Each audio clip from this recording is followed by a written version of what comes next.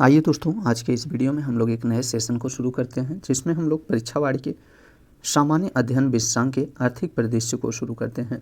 इसमें दोस्तों इकोनॉमिक्स से संबंधित जितने इंपॉर्टेंट करंट अपडेट टॉपिक हैं वे सभी इसमें कवर किए गए हैं, जैसे केंद्रीय बजट 2023-24, आर्थिक समीक्षा 2022-23, उत्तर प्रदेश बजट 2023-24, वैश्विक आर्थिक विकास संकेत और जैसा आप सभी स्क्रीन पर देख पा रहे हैं ये सभी टॉपिक इसमें कवर किए गए हैं। आज के इस वीडियो में दोस्तों हम लोग वस्तुनिष्ठ वार्षिक समसामयिकी आर्थिकी के प्रैक्टिस सेट को शुरू करेंगे। ठीक है, तो चलिए हम लोग इस टॉपिक को शुरू करते हैं और इस वीडियो के माध्यम से इस प्रैक्टिस सेट के प्रश्नों को हल करते हैं। इसमें दोस्तों वस्तुनिष्ठ वार्षिक आर्थिक समसामयिकी के प्रैक्टिस सेट में लगभग 250 प्लस प्रश्न कवर किए गए हैं, जो आप सभी के आने वाले एग्जाम के दृष्टिकोण से अति महत्वपूर्ण है। तो चलिए हम लोग इसे शुरू करते हैं और इसके एक एक प्रश्नों को डिटेल से कवर करते हुए कंप्लीट देखते हैं। आइए सीधे प्रश्नों पे चलते हैं। चलिए दोस्तों, पहला प्रश्न देखते हैं। पहला प्रश्न दिया गया है, निम्नलिखित में से कौन सी केंद्रीय बजट 2023-24 की प्राथमिकता है।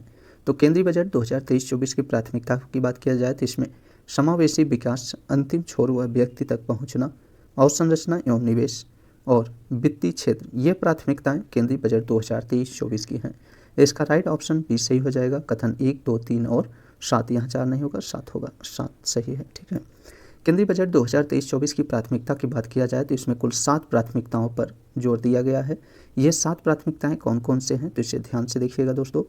पहला समावेशी विकास है, दूसरा है अंतिम व्यक्ति तक पहुँचना, तीसरा है अवसंरचना एवं निवेश, चौथा प्राथमिकता की बात किया जाए तो क्षमता का विकास, और पांचवें की बात किया जाए तो हरित विकास, और छठा है युवा शक्ति, और सातवां है वित्तीय क्षेत्र। ये 7 प्राथमिकताएं केंद्रीय बजट 2023-24 में दिए गए हैं। इन 7 प्राथमिकताओं को आप याद रखिएगा दोस्तों, आने वाले एग्जाम में ये प्रश्न जरूर आपको देखने को मिल जाएगा। चलिए हम लोग नेक्स्ट प्रश्न देखते हैं। नेक्स्ट क्वेश्चन है, भारत की कौन सी उपलब्धि समावेशी विकास को परिलक्षित करती है। तो भारत की कौन सी उपलब्धि है जो समावेशी विकास को परिलक्षित करती है। तो इसमें स्वच्छ भारत मिशन के अंतर्गत 11.7 करोड़ परिवारों में शौचालय की व्यवस्था, प्रधानमंत्री उज्ज्वला योजना के अंतर्गत रसोई गैस के 9.6 करोड़ कनेक्शन, 120 करोड़ लोगों को 220 करोड़ कोरोना वैक्सीन का टीकाकरण और 47.8 करोड़ प्रधानमंत्री जनधन बैंक खाते, ये सभी उपलब्धि समावेशी विकास को परिलक्षित करती हैं। इसका राइट ऑप्शन डी सही हो जाएगा। ठीक है दोस्तों, चलिए नेक्स्ट देखते हैं। वर्ष 2023-24 के केंद्रीय बजट में निम्नलिखित में से कौन सी योजना प्रारंभ किए जाने की घोषणा की गई है। तो 2023-24 के केंद्रीय बजट में कौन सी नई योजना प्रारंभ किए जाने की घोषणा की गई है। तो इसमें प्रधानमंत्री विश्वकर्मा कौशल सम्मान, आत्मनिर्भर बागवानी स्वच्छ पौध कार्यक्रम, सिकिल सेल एनीमिया उन्मूलन मिशन और बच्चों और किशोरों के लिए राष्ट्रीय डिजिटल पुस्तकालय, ये सभी योजनाएं केंद्रीय बजट 2023-24 में प्रारंभ किए जाने की घोषणा की गई है। इसका राइट ऑप्शन डी सही हो जाएगा। ठीक है, चलिए अगला देखते हैं। श्री अन्न के संदर्भ में निम्नलिखित में से कौन सा कथन सही नहीं है। यह कौन सा कथन सही नहीं है उसे बताना है।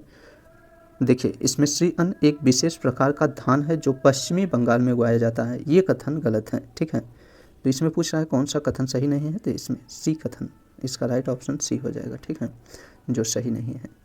वहीं श्री अन्न के संदर्भ में बात किया जाए तो श्री अन्न का उल्लेख 2023-24 के केंद्रीय बजट में है। ज्वार, रागी, बाजरा, कुट्टू, रामदाना, कंगनी, कुटकी, कोदो, चीना और शामा को श्री अन्न का नाम दिया गया है। भारत विश्व में श्री अन्न का सबसे बड़ा उत्पादक तथा दूसरा सबसे बड़ा निर्यातक देश है। ठीक है, ये सभी श्री अन्न के संदर्भित सही हैं। ठीक है, तो ध्यान दीजिएगा दोस्तों, जितने भी मोटे अनाज हैं उनको अब श्री अन्न के नाम से जाना जाएगा। ठीक है, जैसे बाजरा, रागी, ज्वार, ये सभी अनाजों को श्री अन्न के नाम से जाना जाएगा। मेन उद्देश्य इसका श्री अन्न का यही है। ठीक है, चलिए अगला देखते हैं। Krishi Vardhak Nidhi that is agricultural accelerate fund का प्रयोग निम्न में से किस हेतु किया जाएगा।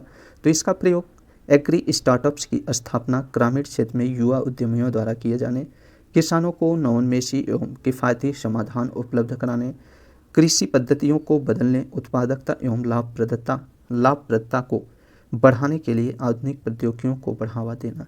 ये सभी प्रयोगों के लिए एग्रीकल्चरल एक्सेलरेट फंड का प्रयोग किया जाएगा। ठीक है, इसका राइट ऑप्शन डी सही होगा। इसका राइट ऑप्शन डी सही है। चलिए नेक्स्ट देखते हैं। वर्ष 2023-24 के केंद्रीय बजट में निम्नलिखित में से किस फसल की उत्पादकता में वृद्धि करने के लिए विशेष उपाय अपनाए जाने की बात कही गई है? तो कपास के उत्पादकता में वृद्धि करने के लिए केंद्रीय बजट 2023-24 में विशेष उपाय अपनाए जाने की बात कही गई है। ठीक है, अगला देखते हैं। कृषि, पशुपालन, डेयरी एवं मत्स्य पालन क्षेत्रों के लिए वर्ष 2023-24 के लिए साख वितरण का लक्ष्य कितना निर्धारित किया गया है? तो 20 लाख करोड़ रुपए कृषि, पशुपालन, डेयरी एवं मत्स्य पालन क्षेत्रों के लिए वर्ष 2023-24 के लिए साख वितरण का लक्ष्य निर्धारित किया गया है। ठीक है, अगला देखते हैं। भारत में किस वर्ष तक सिकिल सेल एनीमिया का उन्मूलन करने के लक्ष्य हेतु 2023-24 के बजट में सिकिल सेल एनीमिया उन्मूलन मिशन प्रारंभ किए जाने की घोषणा की गई है? तो यह वर्ष 2047 तक। ध्यान दीजिएगा दोस्तों, भारत वर्ष 2047 तक सिकिल सेल एनीमिया का उन्मूलन करने के लक्ष्य निर्धारित किया गया। ठीक है, राष्ट्रीय डिजिटल पुस्तकालय की स्थापना मुख्य रूप से किस वर्ग के लिए की जा रही है? तो देखिए, राष्ट्रीय डिजिटल पुस्तकालय की स्थापना बच्चों और किशोरों के लिए मुख्य रूप से की जा रही है। ठीक है, इसकी स्थापना बच्चों और किशोरों के लिए मुख्य रूप से की जा रही है। ये प्रश्न काफ़ी इंपॉर्टेंट है, इसे ध्यान रखिएगा दोस्तों। राष्ट्रीय डिजिटल पुस्तकालय की स्थापना किसके लिए की जा रही है? तो बच्चों और किशोरों के लिए। चलिए नेक्स्ट देखते हैं। वर्ष 2023-24 के बजट में घोषित PVTG विकास मिशन किस वर्ग के सर्वांगीण विकास हेतु लक्षित है? तो यह संवेदनशील जनजाति समूह के लिए लक्षित है। ठीक है, चलिए अगला देखते हैं। निम्नलिखित में से किस योजना के लिए वर्ष 2023-24 के बजट आवंटन में 66% की वृद्धि करके कुल आवंटित परिव्यय 79,000 करोड़ रुपए कर दिया गया है? तो किस योजना के लिए यह किया गया है? तो प्रधानमंत्री आवास योजना के लिए। ध्यान दीजिएगा दोस्तों, बहुत इंपॉर्टेंट प्रश्न है। प्रधानमंत्री आवास योजना के लिए वर्ष 2023-24 के बजट आवंटन में कितने प्रतिशत की वृद्धि की गई है? तो 66% की। इससे ध्यान रखिएगा, 66% की वृद्धि करके कुल आवंटित परिव्यय कितना है? तो 79,000 करोड़ रुपए है। ठीक है, इस पॉइंट को याद रखिएगा, 79,000 करोड़ रुपए कर दिया गया है। चलिए अगला देखते हैं। भारत साझा पूरा लेख निदान दैट इज भारत श्री का उद्देश्य क्या है? तो भारत श्री का उद्देश्य प्राचीन पूरा लेखों का डिजिटलीकरण करना। ठीक है, चलिए अगला देखते हैं। वर्ष 2023-24 के संघीय बजट में जेलों में बंद कतिपय संवर्ग के कैदियों को वित्तीय सहायता प्रदान किए जाने का उल्लेख है। यह सहायता किस वर्ग के कैदियों को मिलेगी? तो ये सहायता ऐसे निर्धन कैदियों को जो अदालत द्वारा आरोपित जुर्माना या जमानत राशि की व्यवस्था करने में असमर्थ हैं, उन कैदियों को यह सहायता मिलेगी। ठीक है, चलिए नेक्स्ट देखते हैं। भारत में स्वास्थ्य सुविधाओं के संदर्भ में निम्नलिखित कथनों पर विचार कीजिए।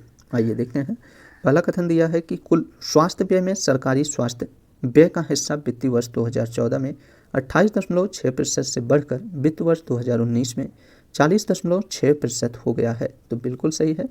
वहीं दूसरा कथन है कि वित्त वर्ष 2014 में कुल स्वास्थ्य व्यय के 64.2% से वित्त वर्ष 2019 में 48.2% के रूप में आउट ऑफ पॉकेट व्यय में सहवर्ती गिरावट आई है।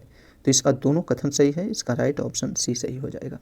ध्यान दीजिएगा दोस्तों, भारत में स्वास्थ्य सुविधाओं के संदर्भ में बात किया जाए तो इसमें कुल स्वास्थ्य व्यय में सरकारी स्वास्थ्य व्यय का हिस्सा वित्त वर्ष 2014 में जहां 28.6% था, वहीं 2019 में यह बढ़कर 40.6% हो गया है। ठीक है, इस पॉइंट को याद रखिएगा। और वित्त वर्ष 2014 में कुल स्वास्थ्य व्यय 64.2% से वित्त वर्ष 2019 में 48.2% के रूप में आउट ऑफ पॉकेट व्यय में सहवर्ती गिरावट आई है। ठीक, चलिए अगला देखते हैं।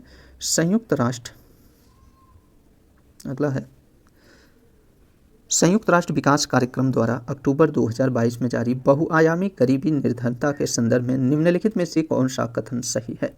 यहाँ बहुआयामी निर्धनता रिपोर्ट की बात किया जा रहा है। आइए देखते हैं। भारत की 16.4% जनसंख्या, जो वर्ष 2020 में 228.9 मिलियन लोग बहुआयामी रूप से निर्धन हैं, तो बिल्कुल सही है। वही दूसरा कथन है कि इसके अतिरिक्त भारत के 18.7% लोगों को बहुआयामी निर्धनता से आघात योग्य के रूप में वर्गीकृत किया गया है, तो इसका दोनों कथन सही है। यहाँ ध्यान दीजिएगा दोस्तों, भारत में बहुआयामी निर्धनता रिपोर्ट की बात किया जाए तो भारत की कुल 16.4% जनसंख्या बहुआयामी रूप से निर्धन है। इस पॉइंट को याद रखिएगा, भारत की 16.4% जनसंख्या बहुआयामी रूप से निर्धन है और भारत के 18.7% लोग बहुआयामी निर्धनता से आघात योग के रूप में वर्गीकृत किया गया है। इसका दोनों कथन सही दिया गया है। चलिए अगला देखते हैं। मनरेगा दैट इज महात्मा गांधी राष्ट्रीय ग्रामीण रोजगार गारंटी कार्यक्रम के संदर्भ में निम्नलिखित में से कौन सा कथन असत्य है? यहाँ असत्य कथन बताना है। तो देखिए, इस वर्ग में आवास का निर्माण भी कराया जा सकता है। तो देखिए, मनरेगा में आवास का निर्माण नहीं कराया जाता है, तो इसका असत्य कथन सी वाला हो जाएगा। इसमें पूछा है कौन सा असत्य है, तो सी इसका राइट ऑप्शन हो जाएगा। मनरेगा की बात किया जाए तो देखिए दोस्तों, मनरेगा के अंतर्गत सीमांत कृषकों की व्यक्तिगत भूमि पर किए गए कार्यों को अनुमेय कार्य सूची में शामिल कर लिया गया है और व्यक्तिगत भूमि पर किए गए कार्यों का हिस्सा 2014-15 के कुल पूर्ण कार्यों का 16% था, जो 2021-22 में बढ़कर 73% हो गया है। ठीक है, और इन संपत्तियों का कृषि उत्पादकता तथा प्रति परिवार आय में वृद्धि पर सकारात्मक प्रभाव पड़ा है। ये सभी कथन इसका मनरेगा से संदर्भित है। चलिए अगला देखते हैं। निम्नलिखित में से किस योजना के तहत आय पैदा करने वाली गतिविधियों के लिए आसान शर्तों पर ऋण प्रदान की जाती है? तो किस योजना के तहत आसान शर्तों में ऋण प्रदान की जाती है? तो यह देखिए, यह प्रधानमंत्री मुद्रा योजना के तहत आय पैदा करने वाली गतिविधियों के लिए आसान शर्तों में ऋण प्रदान किया जाता है। ठीक है, चलिए, जीवन की गुणवत्ता के पारिस्थितिकी तंत्र में सुधार के लिए प्रारंभ की गई बहुआयामी पहल में शामिल है।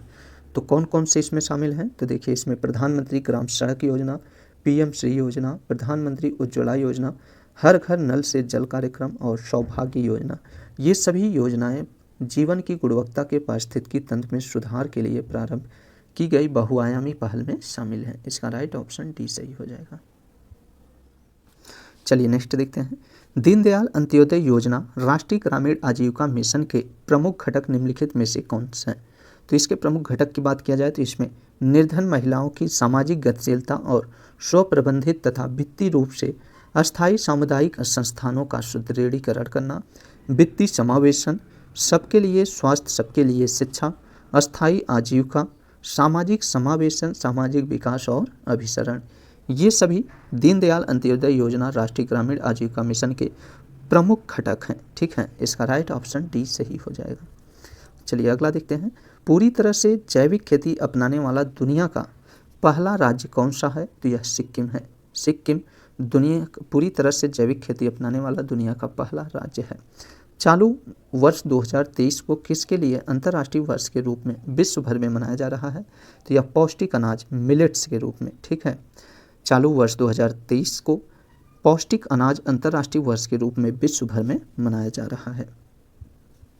राष्ट्रीय खाद्य सुरक्षा अधिनियम that is national food security act के तहत देश में लगभग 81 करोड़ जनसंख्या को कितनी अवधि तक निःशुल्क अनाज उपलब्ध कराने की घोषणा सरकार ने दिसंबर 2022 में की है? तो 1 वर्ष तक। ठीक है, 1 वर्ष तक 81 करोड़ जनसंख्या को निःशुल्क अनाज उपलब्ध कराने की घोषणा सरकार ने की है। वाणिज्य मंत्रालय के अंतिम आंकड़ों के अनुसार अप्रैल-दिसंबर 2022 के दौरान भारत के वस्तुगत निर्यात लगभग कितने रहे हैं?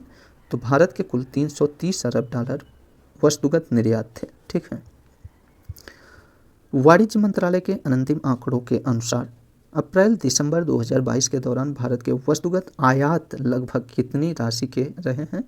तो देखिए, आयात की बात किया जाए तो इसमें 550 अरब डॉलर के। अभी निर्यात की बात किए हैं तो भारत में वस्तुगत निर्यात कुल 330 अरब डॉलर थे और आयात, भारत के वस्तुगत आयात लगभग 550 अरब डॉलर है। ठीक, चलिए अगला देखते हैं। सरकार ने माइकल देवव्रत पात्रा को किस पद पर 1 वर्ष के लिए पुनर्नियुक्त जनवरी 2023 में की है?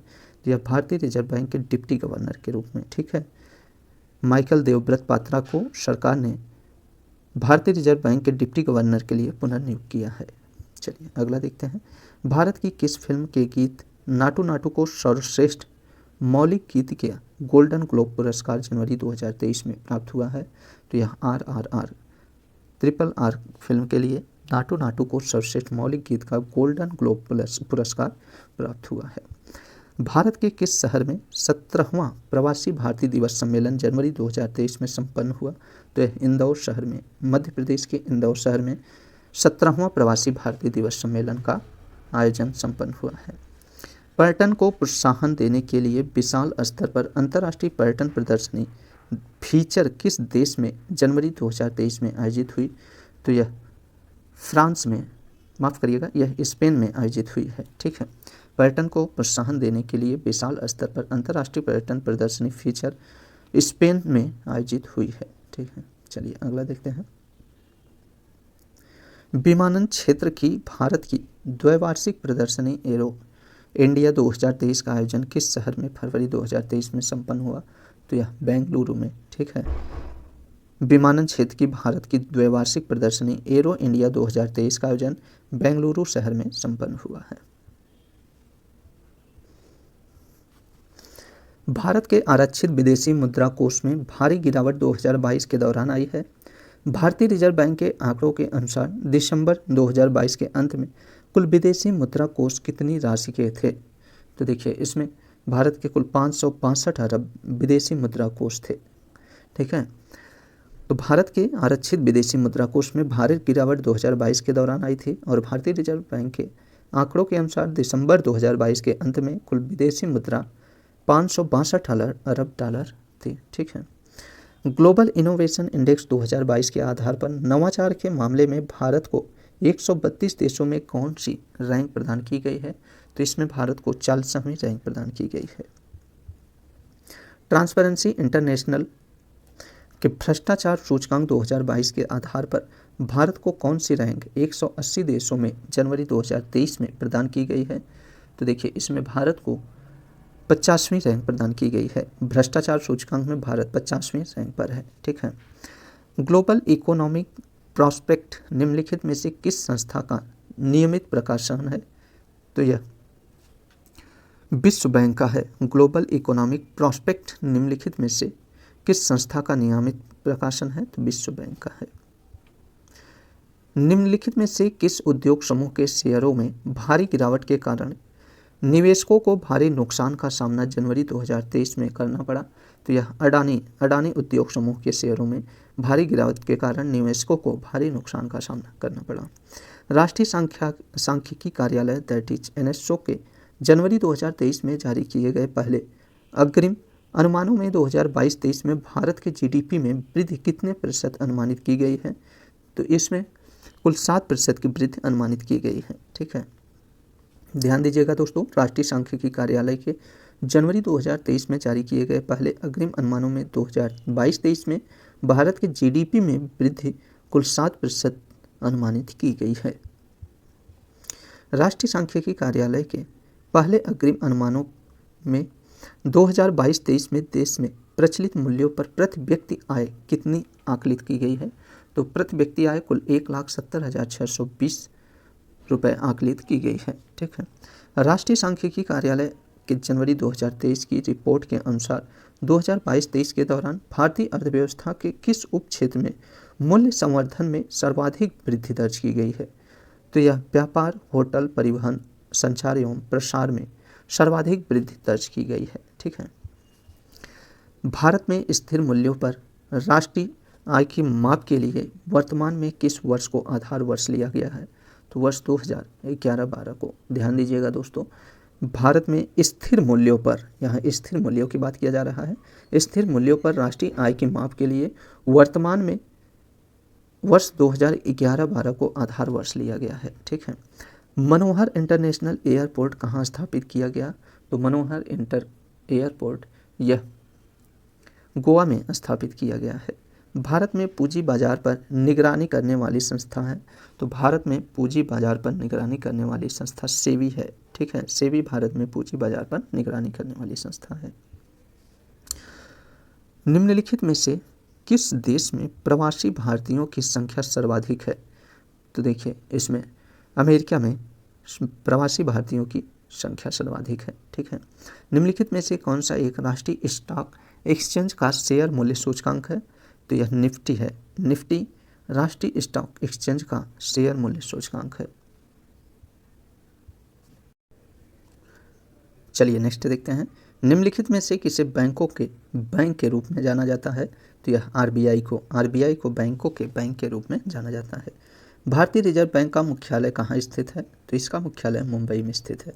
भारतीय रिजर्व बैंक का मुख्यालय मुंबई में है।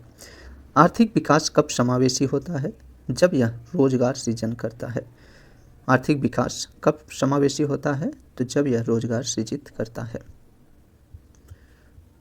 भारत में कृषि एवं ग्रामीण ऋणों के लिए सर्वोच्च बैंक दैट इज वित्तीय संस्था कौन सी है? तो यह नाबार्ड है। भारत में कृषि एवं ग्रामीण ऋणों के लिए सर्वोच्च बैंक नाबार्ड है। रेपो दर में विगत महीनों में लगातार वृद्धि से बैंकों ने अपने ऋणों व जमाओं पर ब्याज दरों में वृद्धि की है। सरकार ने अपनी लघु बचत योजना पर भी ब्याज दर 1 जनवरी 2023 से की है। राष्ट्रीय बचत पत्रों पर सालाना ब्याज दर कितनी की गई है? तो इसमें देखिए 7% की गई है। ठीक है, ध्यान दीजिएगा दोस्तों, रेपो दर में विगत महीनों में लगातार वृद्धि से बैंकों ने अपने ऋणों व जमाओं पर ब्याज दरों में वृद्धि की है। सरकार ने अपनी लघु बचत योजनाओं पर भी ब्याज वृद्धि 1 जनवरी 2023 से की है। राष्ट्रीय बचत पत्रों पर सालाना ब्याज दर कितनी की गई है? तो 7% की गई है। ठीक है, डाकघर बचत खातों पर दर अब कितने प्रतिशत हैं? तो 4% है। डाकघर बचत खातों पर ब्याज दर अब 4% है। पब्लिक प्रोविडेंट फंड पर ब्याज दर में कोई परिवर्तन 1 जनवरी 2023 से नहीं किया गया है। यह दर कितने प्रतिशत पर बरकरार है? तो यह 7.1% पर बरकरार है। सार्वजनिक क्षेत्र की महारत्न कंपनी ओएनजीसी के चेयरमैन पद पर किसकी नियुक्ति दिसंबर 2022 में की गई है? तो यह अरुण कुमार सिंह की नियुक्ति महारत्न कंपनी ओएनजीसी के चेयरमैन पद पर की गई है। नेगोशिएबल इंस्ट्रूमेंट एक्ट निम्नलिखित में से किससे संबंधित है? तो यह बैंकिंग से संबंधित है। नेगोशिएबल इंस्ट्रूमेंट एक्ट बैंकिंग से संबंधित है। ठीक है, चालू वर्ष 2023 को निम्नलिखित में से किस रूप में मनाया जा रहा है? तो चालू वर्ष 2023 को किस रूप में मनाया जा रहा है? तो मोटे अनाजों के लिए अंतर्राष्ट्रीय वर्ष के रूप में। ठीक है, प्रधानमंत्री गरीब कल्याण अन्न योजना दिसंबर 2022 में समाप्त हुई है। इस योजना के तहत लगभग कितने लोगों को प्रति माह 5 किग्रा गेहूं चावल मुफ्त उपलब्ध कराया जा रहा था? तो इसमें कुल 81 करोड़ लोगों को। ठीक है, जिसे दिसंबर 2022 में बढ़ाकर एक वर्ष इसमें बढ़ा दिया गया है। अब 2023 तक इस योजना को उपलब्ध कराने का निर्णय लिया गया है। ठीक है, अगला देखते हैं। नए वर्ष में गेहूं की सरकारी खरीद अप्रैल माह में प्रारंभ होगी। इसके लिए न्यूनतम समर्थन मूल्य कितने रुपए प्रति क्विंटल इस वर्ष 2023 में निर्धारित है? तो 2125 रुपये प्रति क्विंटल इस वर्ष 2023 में निर्धारित की गई है। किसके लिए? तो गेहूं की खरीद के लिए। निम्नलिखित में से किस उद्योग समूह ने एनडीटीवी के लगभग 29% हिस्सेदारी प्रवर्तकों से खरीदी है? तो यह अडानी ग्रुप ने एनडीटीवी की 29% हिस्सेदारी खरीदी है। विश्व की सबसे शक्तिशाली 100 महिलाओं की फोर्ब्स की वर्ष 2022 की सूची में शामिल भारत के 6 महिलाओं में श्रीमती सोमा मंडल का भी नाम है। सोमा मंडल भारत की सार्वजनिक क्षेत्र की किस कंपनी की सीएमडी हैं? तो यह सेल की है। ठीक है, शोभा मंडल सेल की सीएमडी हैं। मिताली एक्सप्रेस रेलगाड़ी भारत व किस अन्य देश के बीच प्रचलित रेलगाड़ी है? तो यह बांग्लादेश, भारत और बांग्लादेश के बीच मिताली एक्सप्रेस रेलगाड़ी प्रचलित है। पद का दुरुपयोग कर बैंक के साथ धोखाधड़ी के मामले में श्रीमती चंदा कोचर को सीबीआई ने दिसंबर 2022 में गिरफ्तार किया है। श्रीमती कोचर निम्नलिखित में से किस बैंक की प्रबंध निदेशक रही हैं? यह आईसीआईसीआई बैंक की प्रबंध निदेशक रही हैं। सरकार द्वारा संचालित मनरेगा योजना का संबंध निम्नलिखित में से किससे है? तो सरकार द्वारा संचालित मनरेगा योजना का संबंध की बात किया जाए तो यह ग्रामीण रोजगार से संबंधित है। उद्योग व्यापार जगत के अग्रणी संगठन फिक्की के अध्यक्ष पद पर किसने कार्यभार दिसंबर 2022 में संभाला है? तो यह शुभ्रकांत पंडा ने। ठीक है। निम्नलिखित में से कौन सा उद्योग व्यापार जगत के उद्यमियों का संगठन नहीं है?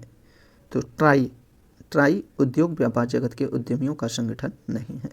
भारत में सार्वजनिक क्षेत्र की कितनी कंपनियों को महारत्न कंपनी का दर्जा प्राप्त है? तो 12 कंपनियों को। ठीक है। भारतीय वायुसेना के लिए राफेल विमान किस देश से खरीदे गए हैं? तो राफेल यह फ्रांस से खरीदे गए हैं। जैविक विविधता से संबंधित COP15 सम्मेलन दिसंबर 2022 में किस शहर में संपन्न हुआ? तो यह मॉन्ट्रियल कनाडा में। ध्यान दीजिएगा दोस्तों, COP15 का सम्मेलन मॉन्ट्रियल कनाडा में संपन्न हुआ है। भारत में गेहूं का सबसे बड़ा उत्पादक राज्य कौन सा है? तो यह उत्तर प्रदेश है। भारत में गेहूं का सबसे बड़ा उत्पादक राज्य उत्तर प्रदेश है। ठीक है। दिसंबर 2022 में मौद्रिक नीति की द्वैमासिक समीक्षा के तहत निम्नलिखित में से किस दर में 0.35% बिंदु की वृद्धि रिजर्व बैंक दर द्वारा की गई है? तो यह रेपो रेट दर, बैंक दर और सीमांत स्थायी विकास सुविधा दर, इन दरों में 0.35% बिंदु की वृद्धि रिजर्व बैंक द्वारा की गई है। इसका राइट ऑप्शन सी सही होगा। ठीक है। चालू वित्तीय वर्ष 2022-23 में देश के सकल घरेलू उत्पाद दैट इज जीडीपी में कितने प्रतिशत वृद्धि का अनुमान भारतीय रिजर्व बैंक ने दिसंबर 2022 में व्यक्त किया है? तो यह 6.8% का। ध्यान दीजिएगा दोस्तों, चालू वित्तीय वर्ष 2022-23 में देश के सकल घरेलू उत्पाद में कुल 6.8% की वृद्धि का अनुमान भारतीय रिजर्व बैंक ने दिसंबर 2022 में व्यक्त किया है। लंबे समय तक सार्वजनिक क्षेत्र में रही एयर इंडिया अब टाटा सन्स के पूर्ण स्वामित्व वाली कंपनी है। विमानन क्षेत्र की निम्नलिखित में से किस कंपनी का विलय एयर इंडिया में होने जा रहा है? तो किस कंपनी का विलय एयर इंडिया में होने जा रहा है? तो बितास्ता कंपनी का विलय एयर इंडिया में होने जा रहा है।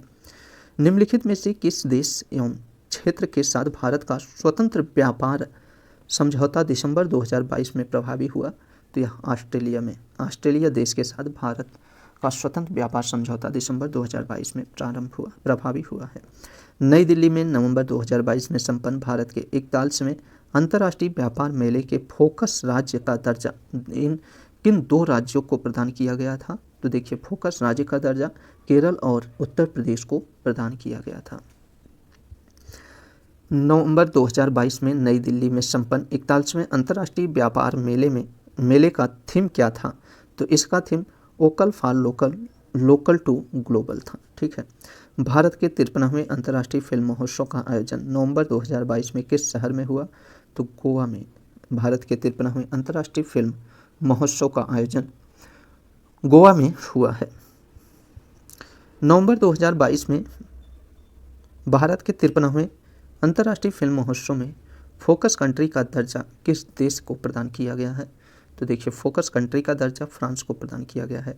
ध्यान दीजिएगा दोस्तों, भारत के 53वें अंतर्राष्ट्रीय फिल्म महोत्सव में फोकस कंट्री का दर्जा फ्रांस को प्रदान किया गया है। भारत के 53वें अंतर्राष्ट्रीय फिल्म महोत्सव में फिल्म जगत से संबंधित निम्नलिखित में से किस हस्ती को Indian film personality of the year का पुरस्कार दिया गया है? तो चिरंजीवी को पर्सनैलिटी ऑफ द ईयर का पुरस्कार दिया गया है। भारत के 53वें अंतर्राष्ट्रीय फिल्म महोत्सव में किस फिल्म के लिए सर्वश्रेष्ठ फिल्म का गोल्डन पीकॉक प्रदान किया गया है? तो किस फिल्म के लिए गोल्डन पीकॉक प्रदान किया गया है? तो यह I have electric dreams, Spain का फिल्म है। आई हैव इलेक्ट्रिक ड्रीम्स को गोल्डन पीकॉक प्रदान किया गया है। निम्नलिखित में से कौन स्टील मैन ऑफ इंडिया के रूप में विख्यात है? तो तो यह जे ईरानी स्टील मैन ऑफ इंडिया के रूप में विख्यात है। प्रधानमंत्री किसान सम्मान निधि योजना के तहत पात्र किसानों के लिए 2-2 हज़ार रुपये की कुल कितनी किस्तें नवंबर 2022 के अंत तक जारी की जा चुकी हैं? तो यह कुल 12 किस्तें जारी की जा चुकी हैं।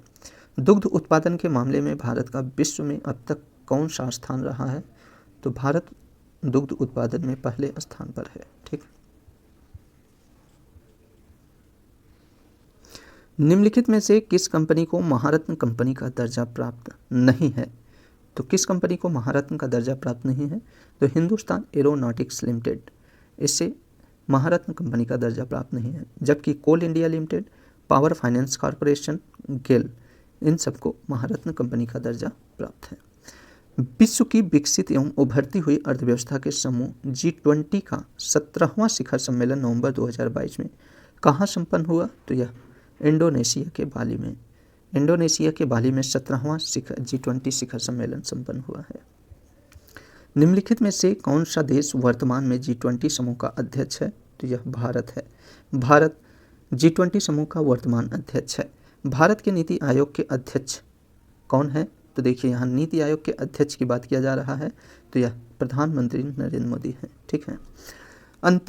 अंतरिक्ष में उपग्रह प्रक्षेपण करने वाली भारत की किसी निजी क्षेत्र की पहली कंपनी कौन सी है?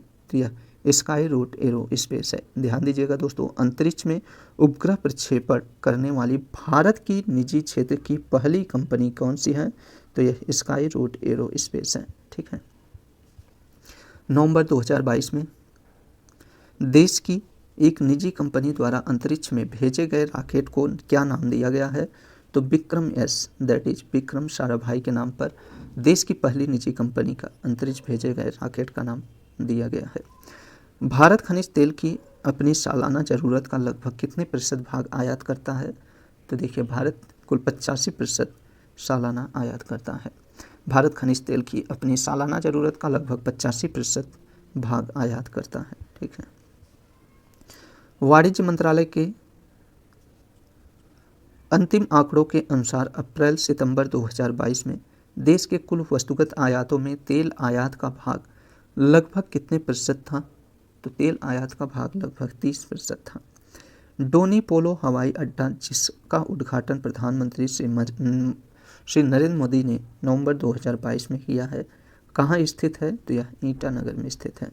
ध्यान दीजिएगा दोस्तों, डोनी पोलो हवाई अड्डा यह ईटानगर में स्थित है, जिसका उद्घाटन हाल ही में प्रधानमंत्री के द्वारा किया गया है। निम्नलिखित में से किस वर्ष भारत की जनसंख्या चीन की जनसंख्या से अधिक हो जाने का संयुक्त राष्ट्र के आर्थिक एवं सामाजिक मामलों के विभाग द्वारा ताज़ा अनुमान है? तो यह 2023 तक। ठीक है। भारत 2023 तक जनसंख्या में चीन की जनसंख्या से अधिक हो जाएगी। ठीक है।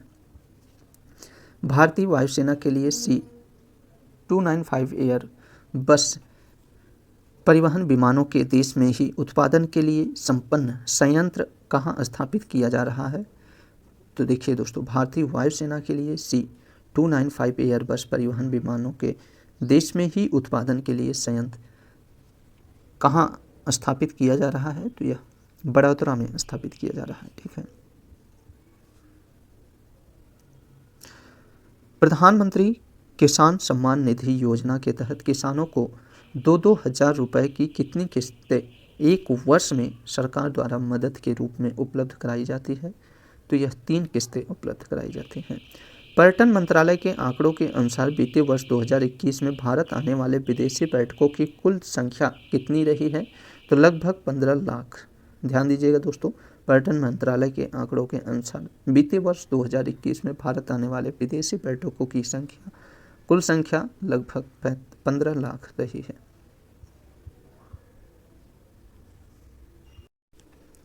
चलिए नेक्स्ट देखते हैं। 2021 में भारत की यात्रा पर आए विदेशी पर्यटकों में सर्वाधिक किस देश के थे? तो सर्वाधिक अमेरिका देश के थे। ध्यान दीजिएगा दोस्तों, 2021 में भारत की यात्रा पर आए विदेशी पर्यटकों में सर्वाधिक पर्यटक अमेरिका देश के थे। भारत को लगभग कितनी विदेशी मुद्रा का अर्जन 2021 के दौरान विदेशी पर्यटक आगमन से हुआ है? तो यह कुल $9 अरब का भारत को लगभग 9 अरब डॉलर विदेशी मुद्रा का अर्जन 2021 के दौरान विदेशी पर्यटक आगमन से हुआ है। कृषिगत उपजों के न्यूनतम समर्थन मूल्य उपजों की अखिल भारतीय औसत लागत का न्यूनतम कितने प्रतिशत रखने की सरकार की नीति है? तो यह कुल 150%। ठीक है। विपणन वर्ष 2023-24 के लिए गेहूं का न्यूनतम समर्थन मूल्य 2125 रुपये प्रति क्विंटल सरकार द्वारा निर्धारित किया गया है। यह गेहूं की औसत उत्पादन लागत पर कितने प्रतिशत का प्रतिफल किसानों को प्रदान करेगा?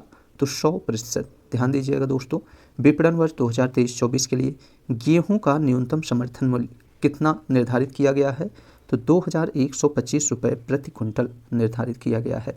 यह गेहूं की औसत उत्पादन लागत पर कितने प्रतिशत का प्रतिफल किसानों को प्रदान करेगा? तो 100%। ठीक है। विपणन वर्ष 2023-24 के रबी की किस उपज के न्यूनतम समर्थन मूल्य में सर्वाधिक निरपेक्ष वृद्धि सरकार द्वारा की गई है? तो यह मसूर के उपज के न्यूनतम समर्थन मूल्य में सर्वाधिक निरपेक्ष वृद्धि सरकार द्वारा की गई है।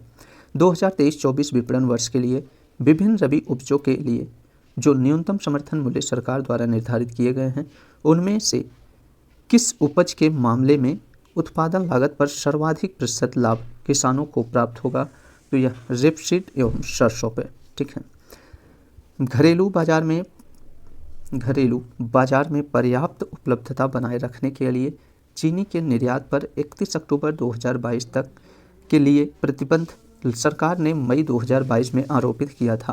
प्रतिबंध की इस अवधि में कब तक के लिए वृद्धि अक्टूबर 2022 में की गई है? तो यह 31 अक्टूबर 2023 के लिए। सार्वजनिक क्षेत्र की निम्नलिखित में से किस कंपनी को महारत्न कंपनी का दर्जा सरकार ने सितंबर 2022 में प्रदान किया है? तो यह ग्रामीण विद्युतीकरण निगम को। ठीक है। ध्यान दीजिएगा दोस्तों, सार्वजनिक क्षेत्र की निम्नलिखित में से किस कंपनी को महारत्न कंपनी का दर्जा सरकार ने सितंबर 2022 में प्रदान की है? तो यह ग्रामीण विद्युतीकरण निगम को। ठीक है।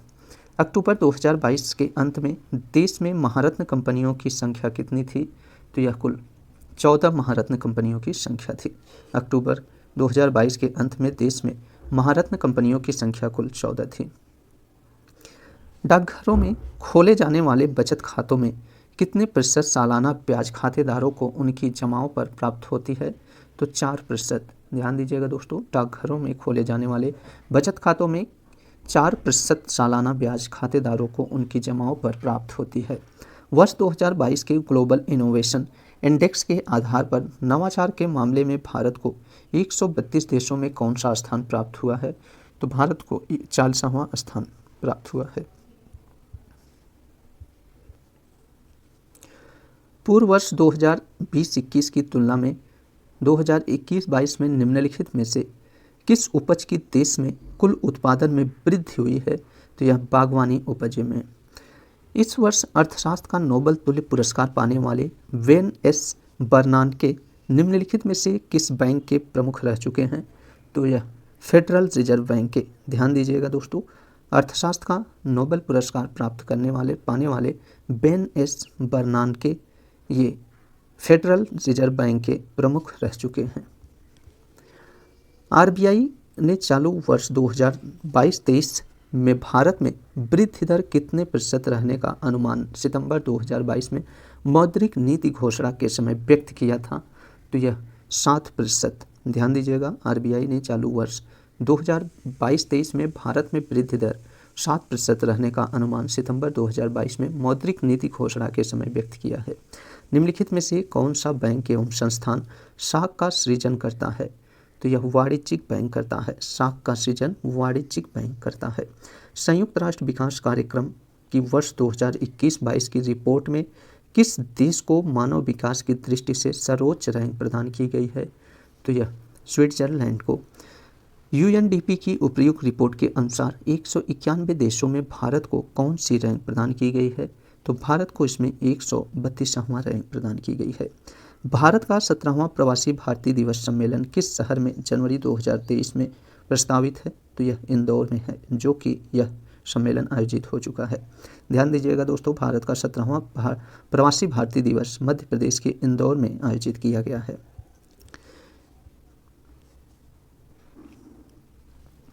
विदेश यात्रा पर जाने वाले भारतीय नागरिकों में से सर्वाधिक ने किस देश की यात्रा 2021 के दौरान की है? तो यह संयुक्त अरब अमीरात की। देश के सर्वश्रेष्ठ स्टैंड एलोन कन्वेंशन सेंटर का पुरस्कार निम्नलिखित में से किस सेंटर को पर्यटन मंत्रालय के राष्ट्रीय पर्यटन पुरस्कारों के तहत सितंबर 2022 में प्रदान किया गया है? तो यह India expo centre and mart greater Noida को प्रदान किया गया है। वित्त मंत्रालय के ताज़ा आंकड़ों के अनुसार जून 2022 के अंत में भारत पर कुल विदेशी ऋण लगभग कितना था? तो 617 अरब। ध्यान दीजिएगा दोस्तों, वित्त मंत्रालय के ताज़ा आंकड़ों के अनुसार जून 2022 के अंत में भारत पर कुल विदेशी ऋण 617 अरब डॉलर था। जून 2022 के अंत में भारत पर कुल विदेशी ऋण में अल्पकालिक ऋण का भाग लगभग कितने प्रतिशत था? तो अल्पकालिक ऋण की बात किया जाए तो कुल 21% था। ठीक है। वित्त मंत्रालय की स्थिति रिपोर्ट के अनुसार जून 2022 के अंत में भारत पर कुल विदेशी ऋण कुल विदेशी ऋण देश के जीडीपी का कितने प्रतिशत था? तो यह 19.4% था। वित्त मंत्रालय की रिपोर्ट के अनुसार जून 2022 के अंत में भारत पर कुल विदेशी ऋण देश के जीडीपी का 9.4% था। डेयरी क्षेत्र से संबंधित विश्व डेयरी सम्मेलन भारत में किस शहर में सितंबर 2022 में संपन्न हुआ? तो यह ग्रेटर नोएडा में। चीनी उत्पादन में विश्व में भारत का कौन सा स्थान है? तो प्रथम स्थान है। गेहूं उत्पादन के मामले में पहला स्थान किस देश का है? तो गेहूं उत्पादन में पहला स्थान चीन का है। विश्व में गेहूं का सबसे बड़ा निर्यातक देश कौन सा है? तो यह रूस है। विश्व में गेहूं का सबसे बड़ा निर्यातक देश रूस है। कोरोना के लिए देश में ही निर्मित पहली नेजल वैक्सीन जो नाक के रास्ते से ली जाने वाली वैक्सीन है, इसका विनिर्माण किस कंपनी द्वारा किया गया है? तो यह भारत बायोटेक के द्वारा। वर्ल्ड इन्वेस्टमेंट रिपोर्ट निम्नलिखित में से किसके द्वारा प्रतिवर्ष जारी किया जाता है? तो यह अंकटाट के द्वारा जारी किया जाता है। वर्ल्ड इन्वेस्टमेंट रिपोर्ट अंकटाट के द्वारा प्रतिवर्ष जारी किया जाता है। प्रसिद्ध उद्यमी साइरस पूनावाला, जिनका एक कार दुर्घटना में निधन सितंबर 2022 में हुआ है, निम्नलिखित में से किस कॉरपोरेट ग्रुप के चेयरमैन रह चुके हैं? तो यह टाटा सन्स के कॉरपोरेट ग्रुप के चेयरमैन रह चुके हैं। निम्नलिखित में से कौन सी फिल्म वर्ष 2023 के ऑस्कर पुरस्कारों के लिए भारत की आधिकारिक प्रविष्टि है? तो यह छेलो शो है। ठीक है। चंडीगढ़ हवाई अड्डा का नामकरण निम्नलिखित में से किसके नाम पर सितंबर 2022 में किया गया? तो यह भगत सिंह के नाम पर, शहीद भगत सिंह के नाम पर चंडीगढ़ हवाई अड्डे का नामकरण सितंबर 2022 में किया गया है। निम्नलिखित में से कौन सी भारतीय कंपनी फॉर्च्यून की ग्लोबल 500 कंपनियों की सूची में वर्ष 2022 की सूची में शामिल नहीं है? तो कौन सी कंपनी है जो ग्लोबल 500 की सूची में शामिल नहीं है? तो यह हिंदुस्तान पेट्रोलियम, यह इस सूची में शामिल नहीं है, जबकि ONGC, भारत पेट्रोलियम और इंडियन ऑयल ये सभी इस सूची में शामिल हैं। भारत में 2021-22 में सर्वाधिक विदेशी प्रत्यक्ष निवेश दैट इज FDI का स्रोत कौन सा देश रहा है? तो यह सिंगापुर रहा है। ध्यान दीजिएगा दोस्तों, भारत में 2021-22 में सर्वाधिक विदेशी प्रत्यक्ष निवेश का स्रोत सिंगापुर देश रहा है। भारत में 2021-22 के दौरान सर्वाधिक FDI किस राज्य में प्राप्त हुआ है? तो यह कर्नाटक राज्य में। ठीक है। भारत में जल विद्युत की स्थापित क्षमता लगभग कितनी है? तो इसकी क्षमता कुल 0.50 गीगावाट है। फाल्गुनी नायर, जिनकी गणना भारत की सबसे धनी महिलाओं में की जाती है, निम्नलिखित में से किस कंपनी की संस्थापिका हैं? तो यह नायका की संस्थापिका हैं। उद्योग व्यापार जगत की अमेरिकी पत्रिका फॉर्च्यून की वर्ष 2022 की ग्लोबल 500 कंपनियों की सूची में भारत की कुल कितनी कंपनियां शामिल हैं? तो इसमें भारत की कुल 9 कंपनियां शामिल हैं। वर्ष 2022 की फॉर्च्यून 500 ग्लोबल सूची में भारत की कितनी कंपनियों को इस सूची में पहली बार ही स्थान प्राप्त हुआ है? तो यह कुल 2 कंपनियों को। भारत में 2 दिवसीय राष्ट्रीय सम्मेलन अगस्त 2022 में किस शहर में संपन्न हुआ है? तो यह तिरुपति में संपन्न हुआ है।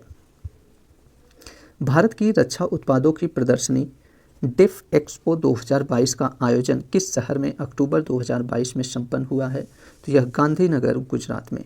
रक्षा उत्पादों की प्रदर्शनी डेफ एक्सपो, जो रक्षा उत्पादों की एशिया की सबसे बड़ी प्रदर्शनी कही जाती है, का आयोजन सामान्यतः कितने वर्ष के अंतराल पर होता है?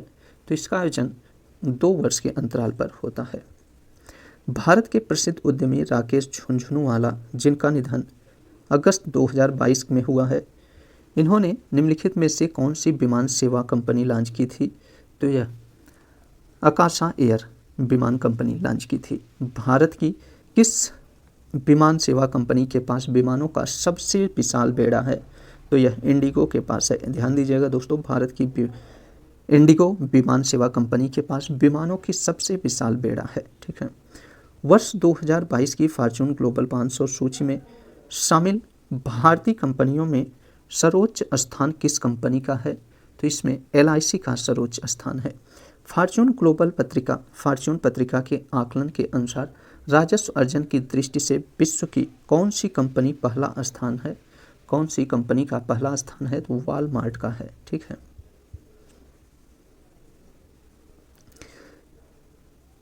वर्ष 2022 की इंडिया बायो इकोनॉमिक रिपोर्ट के अनुसार भारत की बायो इकोनॉमी का आकार 2021 में 80 अरब डॉलर से अधिक था। निम्नलिखित में से किस वर्ष में यह 250 अरब डॉलर की हो जाने की अनुमान इससे व्यक्त किया गया है? तो यह 2025 में 250 अरब डॉलर की हो जाने का अनुमान इसमें व्यक्त किया गया है। भारत की 11वीं कृषि संगणना कब से शुरू की गई है? तो जुलाई 2022 से। भारत की 11वीं कृषि संगणना जुलाई 2022 से शुरू की गई है। विभिन्न राष्ट्रीय एवं अंतर्राष्ट्रीय संस्थाओं के भारत में 2022-23 में GDP में वृद्धि के संबंध में अपने अपने अलग अलग पूर्वानुमान प्रस्तुत किए हैं। इस मामले में भारतीय रिजर्व बैंक का पूर्वानुमान कितने प्रतिशत वृद्धि का है? तो 7.2%। ठीक है।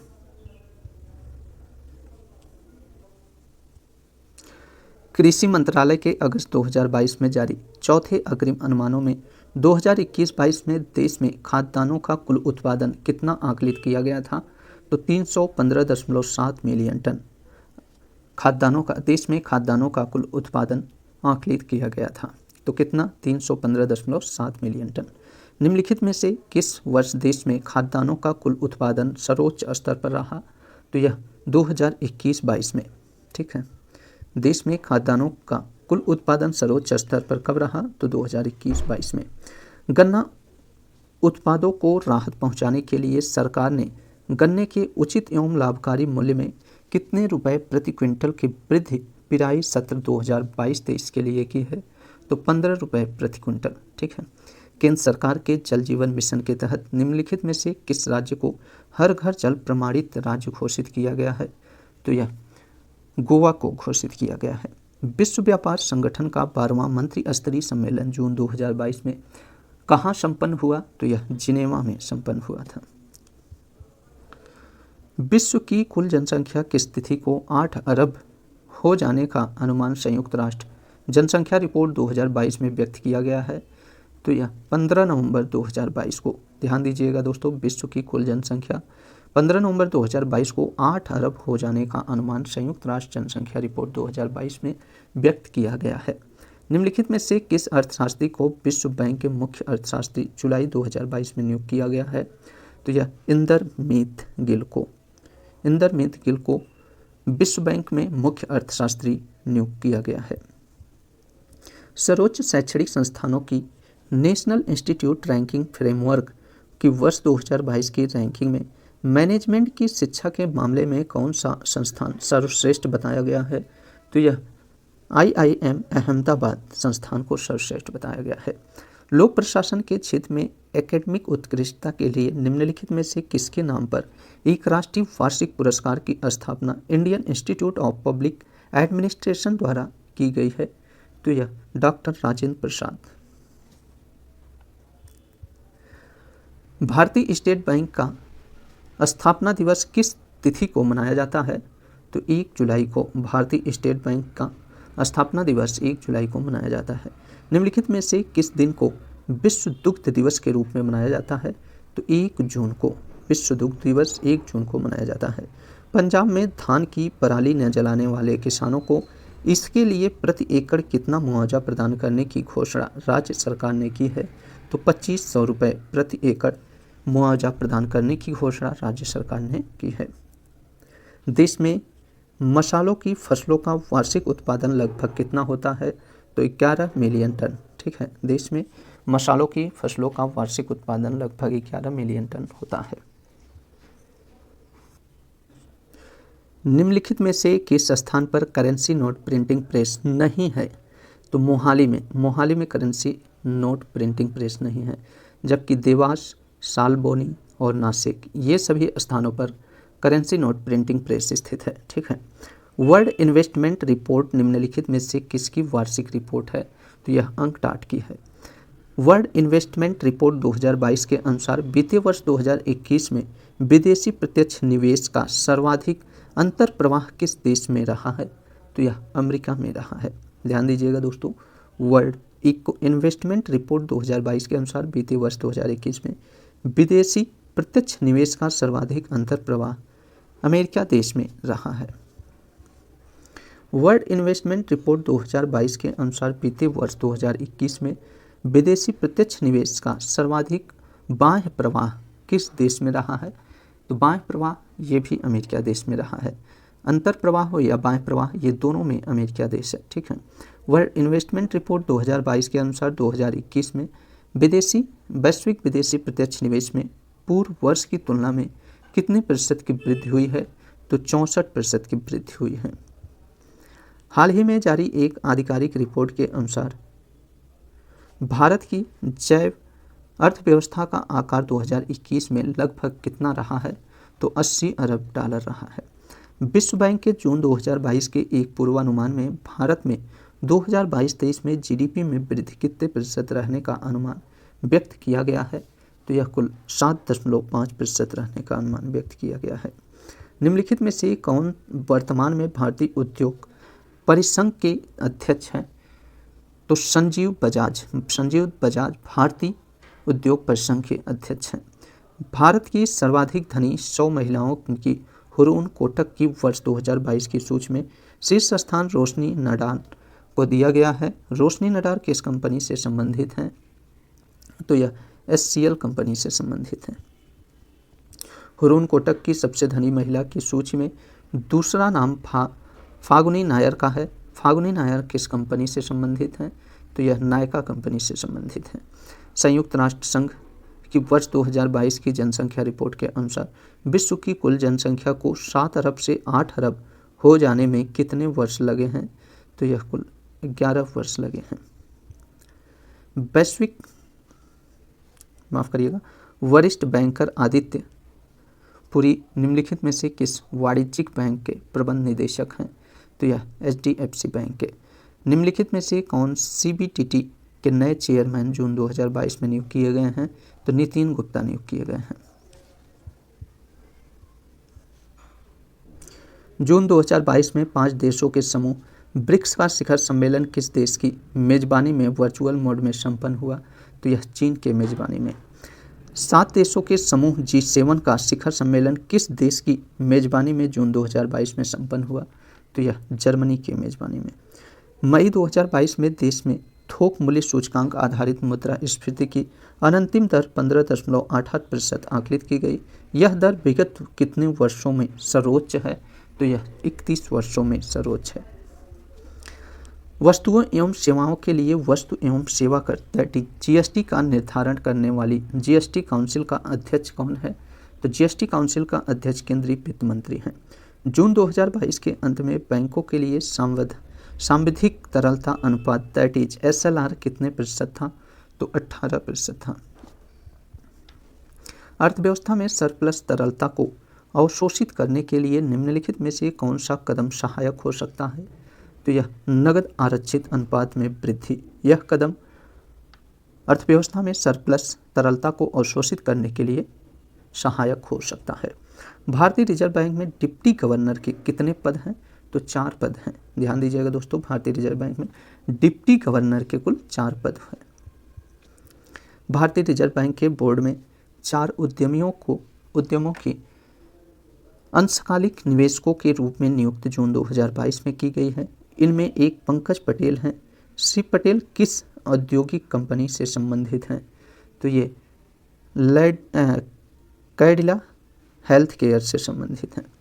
कर्मचारियों की भविष्य निधि जमाओं पर देय ब्याज दर 2021-22 के लिए कितनी निर्धारित की गई है? तो इसमें कुल 8.1% निर्धारित की गई है। निम्नलिखित में से किसे नीति आयोग का मुख्य कार्यकारी अधिकारी दैट इज CEO फरवरी 2023 में नियुक्त किया गया? तो यह PVR सुब्रमण्यम को। ध्यान दीजिएगा दोस्तों, नीति आयोग का मुख्य कार्यकारी अधिकारी वर्तमान में VVR सुब्रमण्यम है। 2022-23 की खरीफ उपजों के लिए न्यूनतम समर्थन मूल्य सरकार ने जून 2022 में घोषित किए हैं। यह मूल्य किसकी संस्तुति के आधार पर घोषित किए जाते हैं? तो यह कृषि लागत एवं मूल्य आयोग के आधार पर घोषित किए जाते हैं। कृषिगत उपजों के न्यूनतम समर्थन मूल्य निर्धारण के लिए सरकार की नीति यह है कि यह मूल्य उपज की लागत कम से कम कितने प्रतिशत लाभ प्रदान करने वाला हो? तो कम से कम यह 50% लाभ प्रदान करने वाला हो। 2022-23 के लिए धान के न्यूनतम समर्थन मूल्य में कितने रुपए प्रति क्विंटल की वृद्धि सरकार ने की है? तो 100 रुपये प्रति क्विंटल की वृद्धि की है। 2022-23 के लिए निम्नलिखित में से किस उपज के न्यूनतम समर्थन मूल्य में सर्वाधिक 523 रुपये प्रति क्विंटल की वृद्धि सरकार ने की है? तो यह बाजरा के उत्पादन के लिए। ठीक है, बाजरा के उपज के लिए न्यूनतम समर्थन मूल्य में सर्वाधिक 523 रुपये प्रति क्विंटल की वृद्धि सरकार ने जून 2022 में की है। 2022-23 के खरीफ उपजों के लिए जो न्यूनतम समर्थन मूल्य सरकार ने जून 2022 में घोषित किए थे, उनसे किस उपज की उत्पादन लागत पर सर्वाधिक प्रतिशत प्रतिफल किसानों को प्राप्त होगा? तो बाजरा उपज की उत्पादन लागत पर सर्वाधिक प्रतिशत प्रतिफल किसानों को प्राप्त होगा। केंद्रीय सांख्यिकी कार्यालय के ताज़ा अंतिम आंकड़ों के अनुसार बीते वित्तीय वर्ष 2021-22 में देश में सकल घरेलू उत्पाद में कितने प्रतिशत की वृद्धि रही है? तो 8.7% की। CSO के ताज़ा आंकड़ों के अनुसार बीते वित्तीय वर्ष 2021-22 में भारत की राष्ट्रीय आय जो प्रचलित मूल्यों पर आधारित है कितनी रही है? तो यह 205.530 लाख करोड़ रुपए रही है। बीते वित्तीय वर्ष 2021-22 में भारत में लगभग 1.67 लाख नई कंपनियों का पंजीकरण हुआ है। नई कंपनियों का यह पंजीकरण किस राज्य में सर्वाधिक हुआ है? तो यह महाराष्ट्र में हुआ है। विश्व व्यापार संगठन के चालू वर्ष 2022 में वैश्विक व्यापार में कितने प्रतिशत वृद्धि का अनुमान अपनी हाल ही में एक रिपोर्ट में व्यक्त किया है? तो 3% का। भारतीय मूल के उद्यमी श्री सत्या नडेला निम्नलिखित में से किस कंपनी के CEO हैं? तो यह माइक्रोसॉफ्ट के CEO हैं। भारत ने निम्नलिखित में से किस देश एवं किन देशों के साथ स्वतंत्र व्यापार समझौता पर हस्ताक्षर 2022 के दौरान किए हैं? तो यह ऑस्ट्रेलिया एवं संयुक्त अरब अमीरात, ये दोनों देशों के साथ स्वतंत्र व्यापार समझौते पर हस्ताक्षर 2022 में किया है। भारतीय क्रिकेट कंट्रोल बोर्ड के इंडियन प्रीमियर लीग का 15वां संस्करण अप्रैल-मई 2022 में संपन्न हुआ। निम्नलिखित में से कौन इस वर्ष IPL 15 का टाइटल प्रायोजक था? तो यह टाटा ग्रुप था। सार्वजनिक क्षेत्र की हेलीकॉप्टर सेवा कंपनी पवन हंस में अपनी हिस्सेदारी बेचने के लिए निजी क्षेत्र की कंपनियों से बोलियां सरकार ने आमंत्रित की थी। इस कंपनी में सरकार की हिस्सेदारी कितने प्रतिशत है? तो सरकार की हिस्सेदारी 51% है।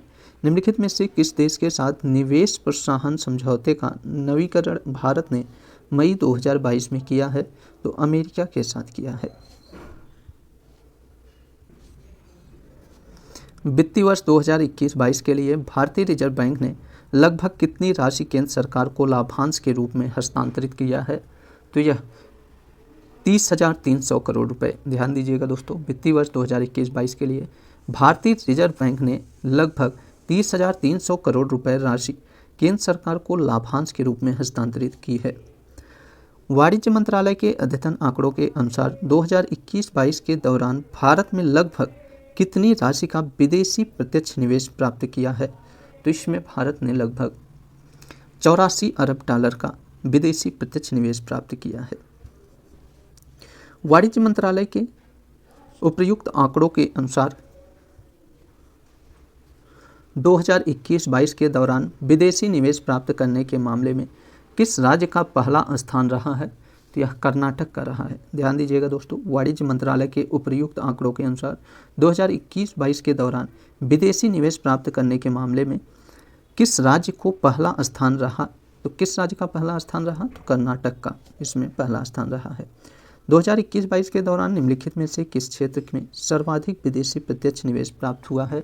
तो यह कंप्यूटर, सॉफ्टवेयर एवं हार्डवेयर क्षेत्र में। पीटर एल्बर्ट निम्नलिखित में से किस एयरलाइंस के नए सीईओ मई 2022 में नियुक्त हुए हैं? तो इंडिगो के सीईओ नियुक्त हुए हैं। निम्नलिखित में से कौन सा देश 2021 के दौरान हथियारों का सबसे बड़ा निर्यातक राष्ट्र रहा है? तो यह अमेरिका रहा है। ध्यान दीजिएगा दोस्तों, अमेरिका देश 2021 के दौरान हथियारों का सबसे बड़ा निर्यातक राष्ट्र है। भारत में घरेलू विमान सेवा बाजार में निम्नलिखित में से किस कंपनी की बाजार हिस्सेदारी सर्वाधिक है? तो इंडिगो की घरेलू विमान सेवा बाजार में हिस्सेदारी सर्वाधिक है। निम्नलिखित में से किस भारतीय कंपनी का बाजार पूंजीकरण मई 2022 के अंत में सर्वाधिक था? तो यह रिलायंस इंडस्ट्रीज लिमिटेड का। मैत्री एक्सप्रेस रेलगाड़ी किस पड़ोसी देश के साथ भारत का रेल संपर्क स्थापित करती है? तो यह बांग्लादेश के साथ। मई-जून 2022 में मुंबई में संपन्न 17वें मुंबई अंतर्राष्ट्रीय फिल्म महोत्सव में किस देश को फोकस कंट्री का दर्जा प्रदान किया गया था? तो यह बांग्लादेश को फोकस कंट्री का दर्जा प्रदान किया गया था। वाणिज्य मंत्रालय की मई 2022 की एक रिपोर्ट के अनुसार 2021-22 के दौरान भारत को सर्वाधिक एफडीआई किस देश से प्राप्त हुआ है?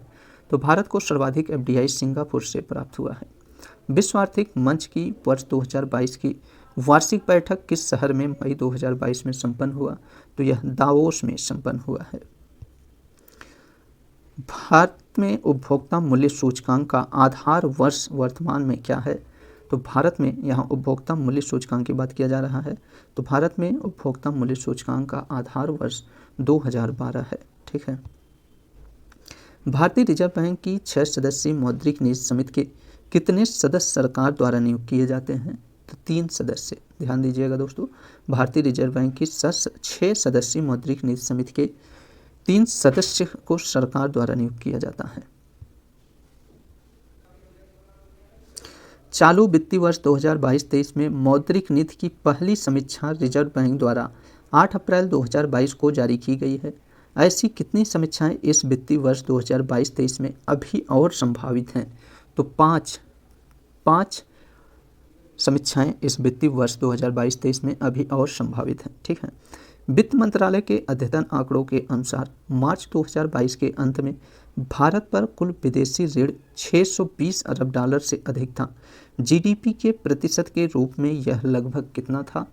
तो यह 19.9% था। भारत में थोक मूल्य सूचकांक आधारित मुद्रास्फीति के आंकड़े निम्नलिखित में से किसके द्वारा प्रति माह जारी किए जाते हैं? तो यह वाणिज्य एवं उद्योग मंत्रालय के द्वारा जारी किए जाते हैं। वाणिज्य मंत्रालय के अंतिम आंकड़ों के अनुसार वित्तीय वर्ष 2021-22 में भारत के वस्तुगत निर्यात लगभग 420 अरब डॉलर के रहे हैं। संदर्भित वर्ष में देश के वस्तुगत आयात लगभग कितनी राशि के रहे हैं? तो 612 अरब डॉलर के रहे हैं। अद्यतन उपलब्ध अंतिम आंकड़ों के अनुसार वित्तीय वर्ष 2021-22 में भारत के वस्तुगत निर्यातों में किस श्रेणी के निर्यात सर्वाधिक रहे हैं? तो सर्वाधिक निर्यात इंजीनियरिंग का सामान का रहा है। 2021-22 के दौरान भारत के वस्तुगत आयातों में निम्नलिखित में से किसका आयात सर्वाधिक रहा है? आयात की बात किया जाए तो सर्वाधिक आयात POL that is petroleum oil lubricants का रहा है। ध्यान दीजिएगा दोस्तों, 2021-22 में भारत के वस्तुगत निर्यात में सर्वाधिक निर्यात इंजीनियरिंग का सामान कर रहा है। वहीं सर्वाधिक आयात की बात किया जाए, सर्वाधिक आयात पेट्रोलियम ऑयल लुब्रिकेट्स का रहा है। ठीक है। वर्ष 2021-22 में भारत में फलों का कुल उत्पादन लगभग कितना रहा है? तो भारत में फलों का उत्पादन लगभग 100 मिलियन टन रहा है। भारत के अग्रणी उद्योगों में गिने जाने वाले शिव नाडार निम्नलिखित में से किस कंपनी के संस्थापक हैं? तो यह HCL के संस्थापक हैं। निम्नलिखित में से किस उद्यमी को भारत उद्योग जगत के वर्ष 2021 के अर्स्ट एंड यंग पुरस्कारों में वर्ष के सर्वश्रेष्ठ उद्यमी का पुरस्कार दिया गया है? तो यह फाल्गुनी नायर को, नायका की संस्थापक फाल्गुनी नायर को उद्योग व्यापार जगत के वर्ष 2021 के अर्स्ट एंड यंग पुरस्कारों में वर्ष के सर्वश्रेष्ठ उद्यमी पुरस्कार प्रदान किया गया है। वर्ष 2021 के इकोनॉमिक टाइम्स कॉरपोरेट एक्सीलेंस पुरस्कार में निम्नलिखित में से किसे business woman of the year पुरस्कार दिया गया है? तो यह शमीना हमीद को, सिप्ला की संस्थापक शमीना हमीद को business women of the year पुरस्कार दिया गया है।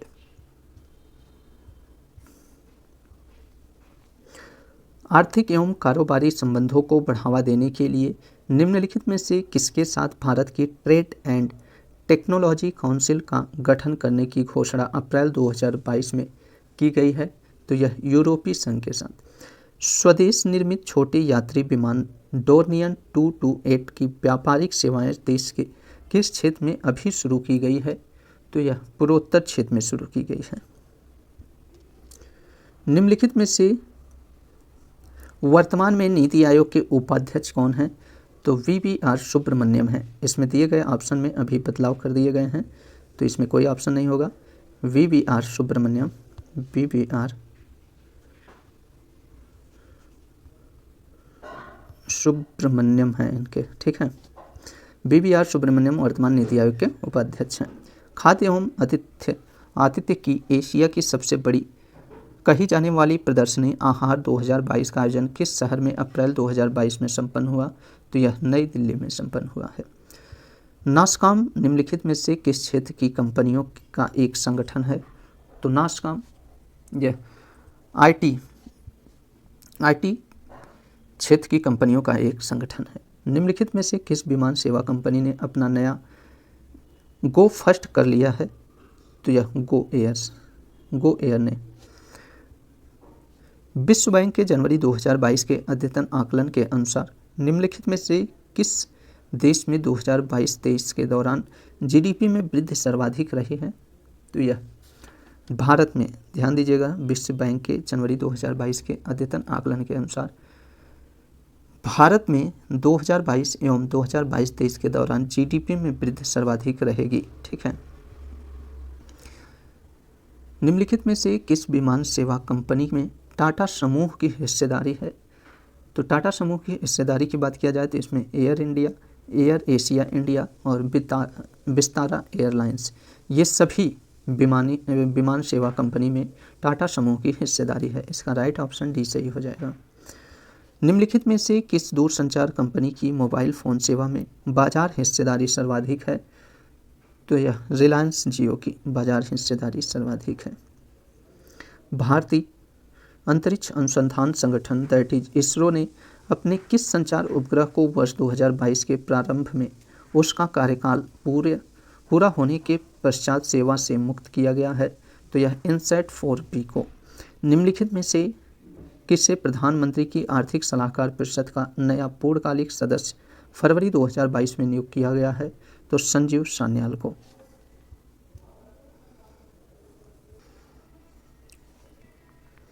बीमा क्षेत्र की नियामक संस्था IRDA के चेयरमैन पद पर किसकी नियुक्ति मार्च 2022 में की गई है? तो देवाशीष पांडा की नियुक्ति की गई है। वित्तीय लेखांकनों पर निगरानी करने वाले नेशनल फाइनेंशियल रिपोर्टिंग अथॉरिटी का अध्यक्ष निम्नलिखित में से किसे मार्च 2022 में नियुक्त किया गया है? तो अजय भूषण पांडा को नियुक्त किया गया है। अजय भूषण पांडे को नियुक्त किया गया है। निम्नलिखित में से किस देश में विंड टरबाइन्स की स्थापना के लिए एक अनुबंध जो पहले एक चीनी फर्म को दिया गया था, भारत ने मार्च 2022 में प्राप्त किया है? तो यह श्रीलंका के। ठीक है। श्रीलंका के विंड टर्बाइन की स्थापना के लिए अनुबंध जो पहले चीनी फर्म को दिया गया था, अब यह भारत को प्राप्त हुआ है। निम्नलिखित में से किस देश के साथ स्वतंत्र व्यापार के लिए एक द्विपक्षीय समझौता भारत ने 2022 में संपन्न किया है? तो यह संयुक्त अरब अमीरात के साथ। उद्योग व्यापार जगत के वर्ष 2021 के इकोनॉमिक टाइम्स कॉरपोरेट एक्सीलेंस पुरस्कारों के तहत अडार पूनावाला को business leader of the year का पुरस्कार दिया गया है। अडार पूनावाला किस कंपनी के सीईओ हैं? तो यह सीरम इंस्टीट्यूट ऑफ इंडिया के सीईओ हैं। निम्नलिखित में से किस उद्यमी को business woman of the year का पुरस्कार उपयुक्त पुरस्कारों के तहत दिया गया है? तो यह समीना हमीद को दिया गया है। निम्नलिखित में से किस कंपनी के corporate citizen of the year पुरस्कार उपयुक्त पुरस्कारों के तहत मार्च 2022 में दिया गया है? तो एचसीएल कंपनी के लिए corporate citizen of the year पुरस्कार उपयुक्त पुरस्कारों के तहत मार्च 2022 में दिया गया है। मार्च 2022 में जारी संयुक्त राष्ट्र वर्ल्ड हैप्पीनेस इंडेक्स रिपोर्ट में जारी हैप्पीनेस सूचकांक की दृष्टि से विश्व में सर्वाधिक खुशहाल किस देश में है? सर्वाधिक खुशहाली किस देश में है? तो फिनलैंड में है। ध्यान दीजिएगा दोस्तों, मार्च 2022 में जारी संयुक्त राष्ट्र वर्ल्ड हैप्पीनेस इंडेक्स रिपोर्ट में जारी हैप्पीनेस सूचकांकों की दृष्टि से विश्व में सर्वाधिक खुशहाली फिनलैंड में है। कर्मचारी भविष्य निधि जमाओं पर 2021-22 के लिए कितने प्रतिशत सालाना ब्याज की संस्तुति कर्मचारी भविष्य निधि संगठन के केंद्रीय न्यासी बोर्ड ने की है? तो यह 8.1% की।